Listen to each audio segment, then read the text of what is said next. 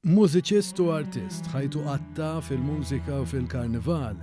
Bena reputazzjoni għalih personali tant li jibqa' magħruf b'għoża minn kull min għandu għal-qalbu l-arti u l-kultura.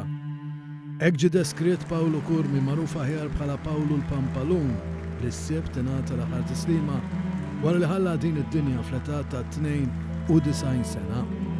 Fil-fatt kienu bosta li ddeskrivew lil Paolo bħala persuna b'karattru umli, b'karizma, b'element pożittiv u li jnissel ferħ fost kulħadd.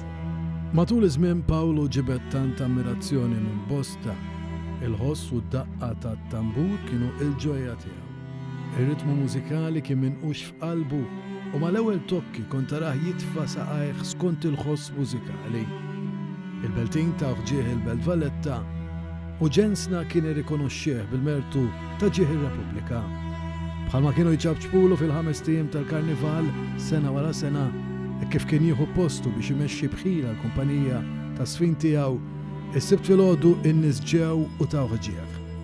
Fis-santwarju tal-Madonna tal-Karmnu ma kienx toqgħod l-abra. Fi kliem ir-rettur tas-santwarju Fader Elik Xerri, il-koll kemm aħna għandna nimxu ħajjitna fuq l-eżempju ta' Paolo Kurmi. Nirringrazzjawk Pawl, nirringrazzjawk Pampalun tal-eżempji kbar, sbieħ, tal-pożittività illi jurejt fil-ħajja tiegħek.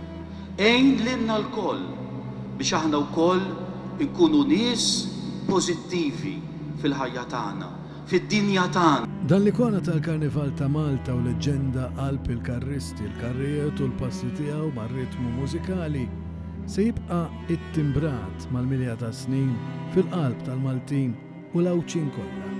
L-għonet idolu u persuna speċjali fil-ħajja tiegħi. Jiena niftakru dejjem minn ġifieri kważi ħajti kollha minn kont żgħir, dilettanti bla dubju aħna tal-karnival u kont nieħu sem ukoll miegħu, ġifieri kien xi ħaġa speċjali li kien jammirani bil-pożittività li kellu u bl-enerġija li kellu u li ma kien jaqta' qalbu minn xejn u ġifieri kważi kull problema li kien ikollu kien jara kif isolvija fl-inqas ħaġa possibbli. Jiena niftakru 72 sena ilu. Paolo kien bniedem illi ħalla warajh legat. Għaliex dawk li tgħallmu miegħu fl-aħħar bdew jikkompetulu. Paolo ma qatax qalbu baqa' għaddej sal-aħħar mument u Paolo barra milli kien karnivalist, kien drummer tajjeb ħafna ma' Oscar Lucas.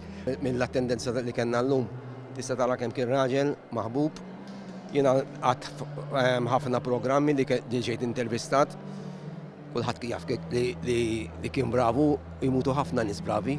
Mhux hu biss kien bravu, ma jien naħseb dawn in-nies mhux għax kien jagħmel karnival ġew. Għax kien persuna vera differenti. Tiddistingwih minn ħaġa oħra li inti il-belt ngħidlhom karattri daw. Il-belt il-fet karattru.